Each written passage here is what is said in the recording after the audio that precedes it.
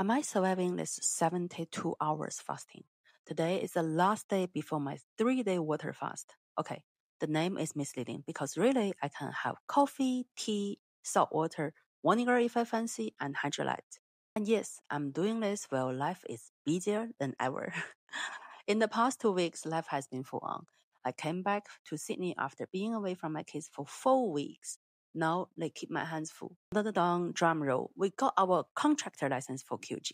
We booked the Gold Coast trip and completed the mid-year review, one for my work and one for the daycare. We hit a huge parenting milestone and planned our next big trip to Europe for the kids' baptism. Somehow in between, I'm battling with a cold, as you can hear probably from my voice. We learned how to better handle fight or flight moments and launch something I've been dreaming about for months. My new podcast, 平行宇宙 Parallel Universe. Welcome to week 5 of the No Quitting Diary, where real life, business, and big dreams all collide. After a wild China trip and a busy work week, most people would take a break. I decided to do the opposite. Step 1, bowling with Marcello's Italian crew. The girls cried for the first 5 minutes, which made me swear we would never bowling again. But then they refused to leave. So, maybe we'll try it again, even though I completely suck at it. Step 2, drove 2 hours to Central Coast to squeeze in a coffee with my homie Sophie from Hong Kong, literally before her flight took off.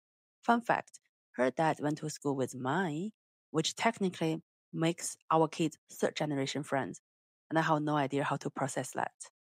Step 3, Sophie's 2nd birthday, and 3 completely uncontrollable giant dogs.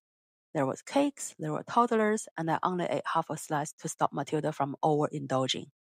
Proud of me. And this is just a warm-up. August is birthday month, 2 more kids' parties. Then my birthday in September. Then the Gold Coast. We booked Paradise Resort purely for the kids. Reviews range from the best vacation ever to worst mistakes of my life. We'll find out together. So big news, QG Industries finally got our contractor license. It's been exactly 14 weeks since we switched from a sole trader, and now we can actually take on bigger jobs that used to be off limits. It's kind of unlocking a new level in the game you've been stuck on for months. We also got approved for a business loan, not a massive one, but enough to keep the momentum going. You know those green lights that make you feel like the universe saying, okay, keep going. That's what it felt like. Next up, I've been applying for a new credit card. Why? Because in December, we're going to Italy. It's going to Matilda's first time meeting Zio and Nono, and both girls will be publicized. I'm not officially the kind of person who gets way too excited about points hiking. But in my defense, flights to Europe in December with 2 kids are no joke because we're paying 4 adult tickets. Oh, and I had my mid-year review at work. I'm planning to exit, but I still prepare like it was the most important meeting of the year because it was one thing I've learned is that how you live matters just as much as how you start. So here's the thing. The most interesting part of flight review had nothing to do with my actual performance. It was what I learned about myself in the 10 minutes before it started. Before the meeting, I could feel my heart pounding, my breathing get shallow, and this thought popped up. Something didn't go as expected. Something's wrong. Like right there is the fight or flight response. It's totally normal. It's literally your body getting ready to survive a threat. Thousands of years ago, that threat was a tiger. Today, it's your boss asking, so how do you think of your performance this year? The science is simple. Your brain detects danger, releases cortisol and adrenaline, and tells your body to get ready for action. Your senses sharpen, your muscles tense, which is great if you're in the jungle, but not so great when you're trying to sound calm and collected, talking about your Q2 achievement. So here's what worked for me. 1. Deep breathing. In for 4, hold for 4, out for 4. 2. Body scan. Relax your jaw, shoulders, and hands. 3. Name what's in your control right now. For example, reminding myself I'll prepared thoroughly for this review is not nerves, it's my body getting ready. 4. Prepare so there are fewer surprises. The more I rehearsed answers, the calmer my body felt. And the biggest takeaway from my mid-year review, the moments I felt the most confident were not luck. They were the ones I had mentally rehearsed. Preparation doesn't just improve your answer, it literally calms your nervous system. So next time you got a big meeting, remember you're not broken, you're just human. And the better you prepare, the more your body will let you show up as the best version of yourself. This week reminded me of something I learned the hard way, twice. Due diligence matters, even when the person comes highly recommended. We now had two bad accountants, and the first one, he mishandled our mortgage process so badly I didn't even realize the damage until it was too late. The second one came through a referral, not just from anyone, but from our own home loan banker. And still, it turned out to be a wrong fit.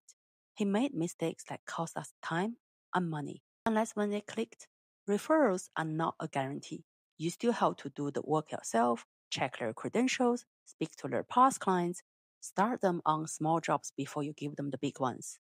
It's the same in hiring, in partnership, in business, in life. Trust isn't inherited, it's earned. So, big parenting update. Matilde is officially potty trained. She's not even 21 months, which is considered early here in Australia, so I'm feeling pretty proud of her. If you're wondering how we did it, here's what worked for us. Start when they show interest. She was obsessed with copying her sister. Make a routine. Same potty spot, same times, set reminders. Celebrate every wins, but don't overreact to accidents. And yes, she still has the occasional accident, totally normal. Oh, well, that was happening. We booked our Gold Coast trip using every single Qantas point we had. I used to think you should save them for the big trip, but honestly, points lose value over time. No, I used them the second they get me somewhere sunny. 2 years ago today, it was sunny by the beach at La Perouse. That was the day we got married in Sydney, where you show up with your best friend, your first daughter as the tiniest witness, and the celebrant who made it feel simple and real. I was 6 months pregnant, wearing Crocs, and the ocean breeze wouldn't stop messing up my hair. A year later, we did it all over again, but in Jilin, China. Hundreds of family and friends, traditions, and celebration. Two completely different words, same promise. Those moments are my anchor. They remind me why I'm building all of this, the business, the brand, the future, because everything I'm working toward is for us, for our family, and for the life we dreamed about when it was just the two of us standing by the water with our little girl watching. So I finally did it. I launched my podcast, 平行宇宙, Parallel Universe, and it's on YouTube now. It's in Chinese, partially because I wanted to create something for the community I grew up in, and partially because I wanted to make a space that feels modern, inspiring, without feeling too self-happy. Think manifestation, rewiring beliefs, quantum physics, but with personal stories and real-life applications. I consider interviewing successful people, authors, and experts from every field, but I realized the format I love and what will help you the most is mixing powerful stories with practical lessons you can use right now. Here is how it's work. 1 week, you get No Quitting Diary, my life vlog. The next week, you get 平行宇宙, where I share what I learned from quantum physics and how to create the dream life we all deserve. If you want a Chinese space that's modern, inspiring, and rooted in real life, this is for you. It's something I've been dreaming about for years, and now it's finally here. In the last 2 weeks, we got our contractor license, secured the business loan, booked Europe, potty trained a toddler, and I'm currently on a 72-hour fast, which might be my worst idea ever. I nailed my mid-year review, learned an expensive lesson in due diligence, and actually handled fight or flight like a pro. We booked the Gold Coast, celebrated not one, but 2 wedding anniversaries, and I launched a podcast. Meanwhile, Marcello, the most supportive man alive, has been letting me do the fasting experiment without a single complaint. He even made a 4-hour Lagoon lasagna sauce to make me jealous. This man has been my rock since day one, and fun fact, my first and only boyfriend. But that's a story for another episode. This is the episode 5 of No Quitting Diary, and I'm still not quitting. If you made it this so far, you're not quitting either. I'll see you in 2 weeks, hopefully, after I survive this fast. One video, one post, one rep at a time. Thank you so much for watching.